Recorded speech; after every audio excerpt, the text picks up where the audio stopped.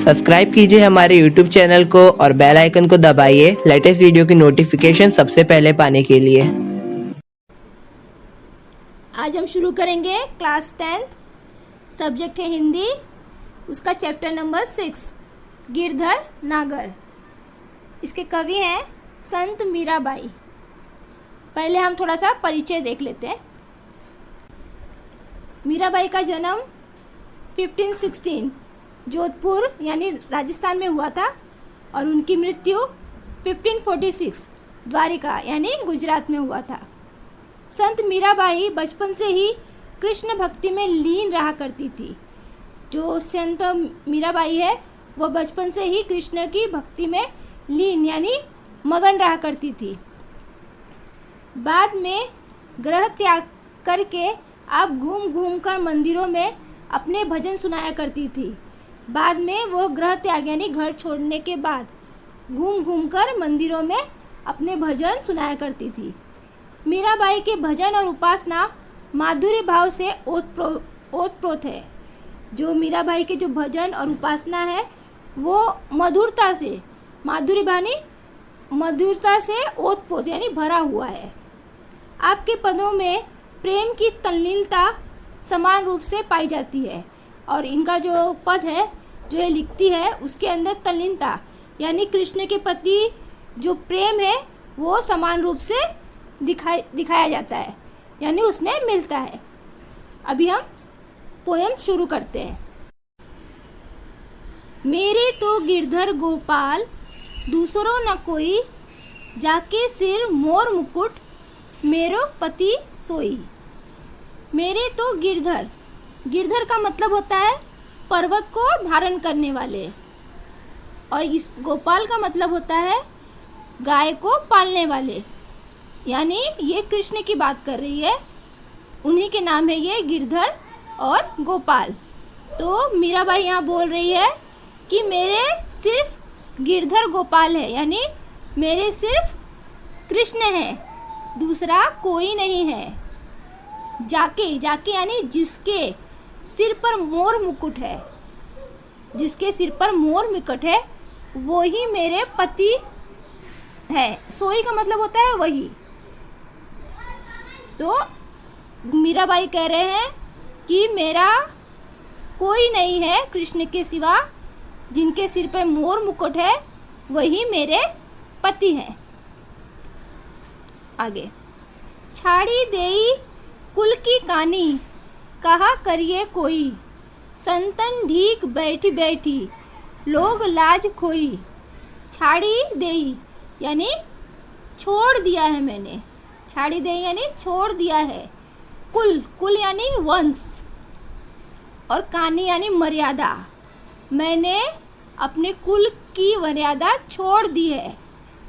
चाहे कोई कुछ भी कहे, कहा करिए कोई यानी चाहे कोई कुछ भी कहे। संतन ढीक,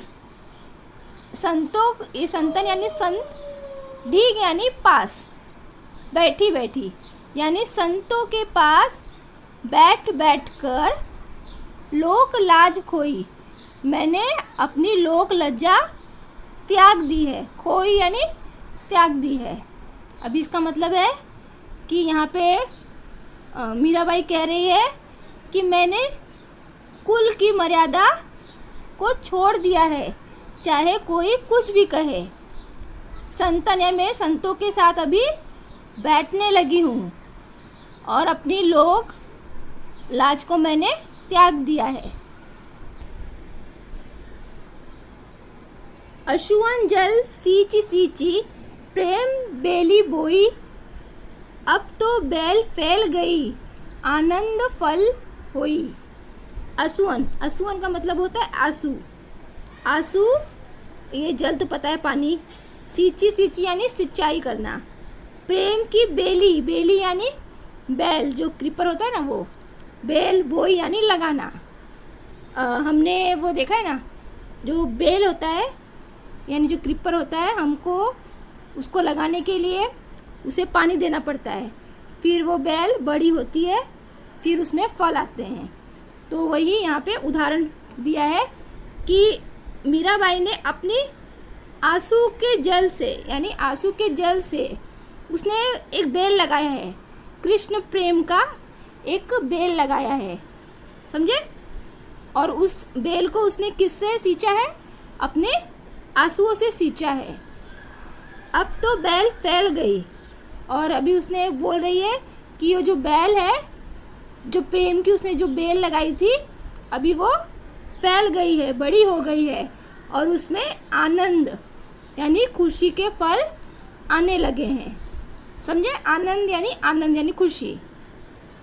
अभी इसका मतलब है कि यहाँ पे मीराबाई ये कह रही है कि उसने कृष्ण प्रेम का एक बेल लगाया है, और उस बेल को उसने अपने आंसू के जल से सींचा है, और इसके कारण क्या हुआ है? वो बेल फैल गई है, यानी बड़ी हो गई है, और अभी उसमें आनंद के फल आने लगे हैं। दूध की मथनियाँ बड़े प्रेम से बिलोई, माखन जब काढ़ी लियो, छाछ पिए कोई। अभी यहाँ पे समझिए कि दूध है, दूध से दही बनता है, फिर दही को मथनी से मथा जाता है, फिर उसमें से मक्खन निकाल जाता है, और जो बचा हुआ होता है छाछ वो पी लेते हैं लोग। तो यहाँ पे लाक्षणिक रूप से मीराबाई बोल रही है कि मैंने दूध की मथनियाँ बड़े प्रेम से बिलोई। जो दूध है उसको बड़े प्रेम से, यानी जो दूध जमाने का जो पात्र है उसमें जो दही है उसको उसने मथा है, कैसे? बहुत प्रेम से। बिलोई यानी मथना। माखन जब काढ़ी लियो, छाछ पिए कोई। और उसने क्या बोलते हैं, उसमें से माखन को निकाल लिया है, काढ़ लिया यानी निकाल लिया है, और बचा हुआ जो छाछ है कोई और पी रहा है। तो यहाँ पे मीराबाई बोल रही है कि दूध जमाने का जो बर्तन है उसमें जो दही है, उस दही को उसने प्रेम से मथा है, प्रेम से बिलोई यानी प्रेम से मथा है। और वो जो मक्खन है ना, वो एक्चुअल में कृष्ण का प्रेम, जो कृष्ण का जो प्रेम है उसको मक्खन कहा गया है। तो वो बोल रही है कृष्ण के रूप में जो कृष्ण का जो प्रेम है मक्खन के रूप में, वो मैंने निकाला है अपने लिए, और जो छाछ यानी जो दूसरी चीज़ जो छाछ है वो दूसरों के लिए छोड़ दिया है। भगत देखी राजी हुई, जगत देखी रोई, दासी मीरा लाल गिरधर तारो अब मोही। भगत, भगत यानी कृष्ण की भक्ति करने वाले लोग। देखी यानी देखना, राजी यानी खुशी, भक्तों को देखकर खुशी हुई, जगत यानी संसार को देखकर रोई। समझे। यहाँ पे मीराबाई बोल रही है कि जब मैं कृष्ण की जब कोई भक्ति करता है तो उसे देखकर मुझे बहुत ही खुशी होती है, बहुत ही आनंद मिलता है, लेकिन जब मैं संसार का व्यवहार देखती हूँ तो मुझे बहुत दुख होता है, इसीलिए वो क्या करती है? रोती है। हाँ, दासी मीरा लाल। और मीराबाई बोल रही है कि मैं तो अभी आपकी दासी हूँ, मीरा तो आपकी दासी है। गिरधर तारो अब मोही, गिरधर तो कृष्ण को बोला गया है, तारो यानी उद्धार करो अब मेरा। वो बोल रही है कि अभी हे कृष्ण, इस संसार रूपी भवसागर से मेरा उद्धार करो, यानी इस भवसागर से मुझे पार करो। हरि बिन पूर्ण गति मेरी, तुम मेरे प्रतिपाल कही है, मैं रावरी चेरी। हरि बिन, बिन यानी बिना, पूर्ण यानी कहाँ, गति यानी आसरा, आश्रय बोलते ना वो। तो यहाँ पे मीराबाई कह रही है कि हे हरि, आपके बिना मेरा कौन है, अर्थात कि आपके सिवा मेरा कोई ठिकाना नहीं है। तुम मेरे प्रतिपाल कहिए, मैं रावरी चेरी।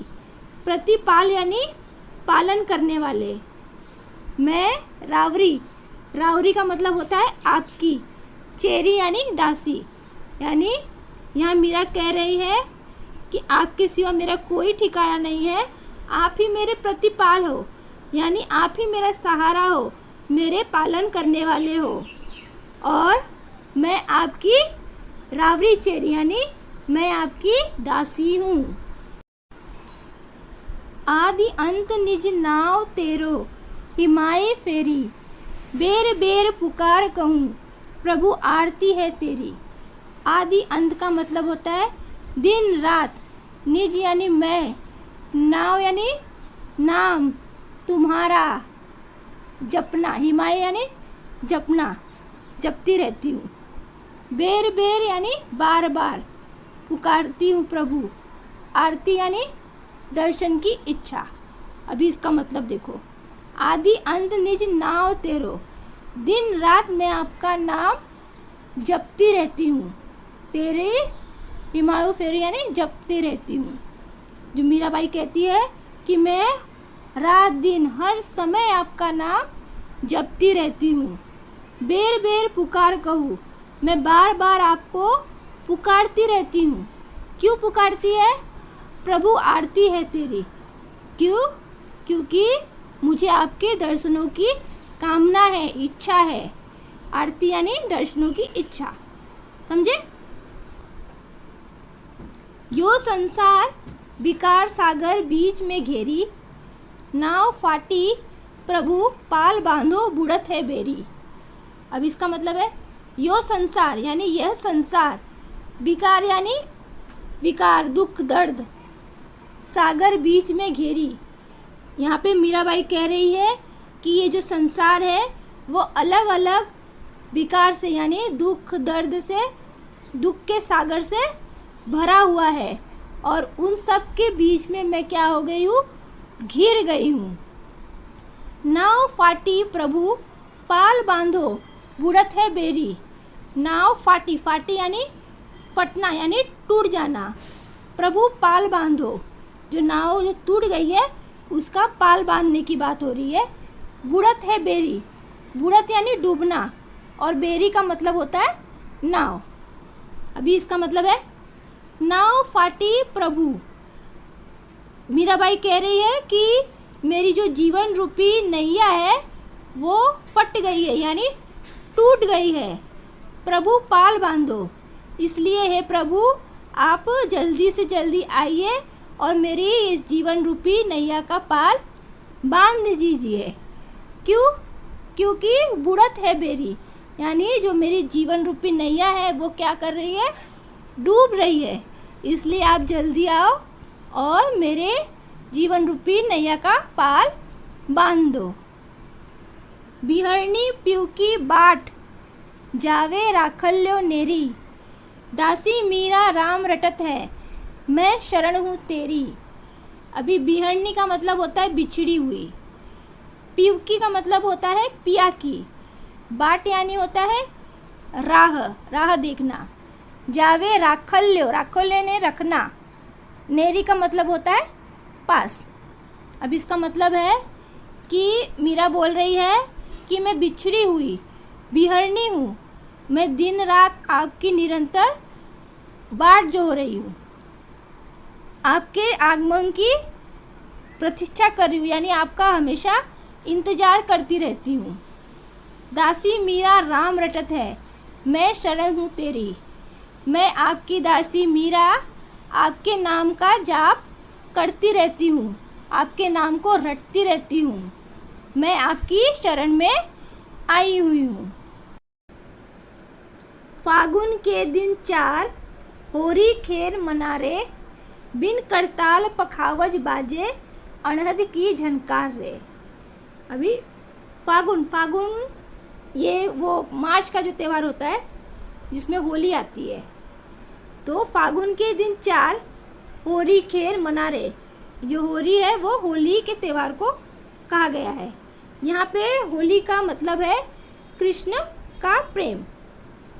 तो यहाँ पर मीराबाई कहना चाहती है कि जिस तरह होली का जो होली खेलने के जो दिन होते हैं वो बहुत कम होते हैं, तो हमें होली खेल लेनी चाहिए उस थोड़े दिनों में पूरी तरह से। तो उसी तरह जो मनुष्य का जो जीवन है वो नश्वर है, वो सिर्फ 4 दिन का ही होता है। तो हमें उस जीवन में पूरी तरह कृष्ण को प्रेम करना चाहिए, ऐसा वो कह रही है। बिन करतार पखावज बाजे अनहद की झनकार रे। बिन करताल, करताल का मतलब होता है ताली, ताली बजाते हैं ना वो। पखावज एक क्या बोलते हैं, इंस्ट्रूमेंट है बजाने का। अनहद की झनकार रे, अनहद एक स्वर है, नाद स्वर है जो कभी नहीं ख़त्म होता, इसलिए उसको अनहद कहते हैं।